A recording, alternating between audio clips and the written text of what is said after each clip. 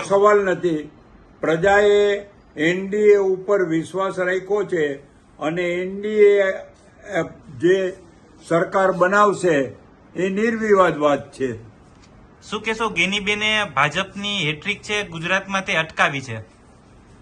જો સ્વાભાવિક રીતે ચૂંટણીમાં હંમેશા ગયા વખતનું રિઝલ્ટ હોય એવું 100% રિઝલ્ટ આવતું નથી હોતું.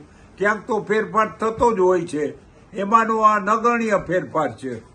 રાજસ્થાન, મધ્યપ્રદેશ, મહારાષ્ટ્ર જેવા રાજ્યોમાં ભાજપની સીટ કપાણી છે. શું કહેશો, ક્યાં પરિબળ હોઈ શકે? ત્યાં હવે જે લોકલ પરિસ્થિતિ હોય અને પ્રજાનો જે અવાજ હોય એ અવાજનું આ મતદાન દ્વારા પ્રદર્શન થયેલા છે. એમાં આપણે કઈ વિશેષ કહેવાનું હોય જ નહીં. ક્ષત્રિય આંદોલનનો કોંગ્રેસે ભરપૂર લાભ લીધો, પણ જોઈએ એવું કોંગ્રેસ ફાવી ન શકી.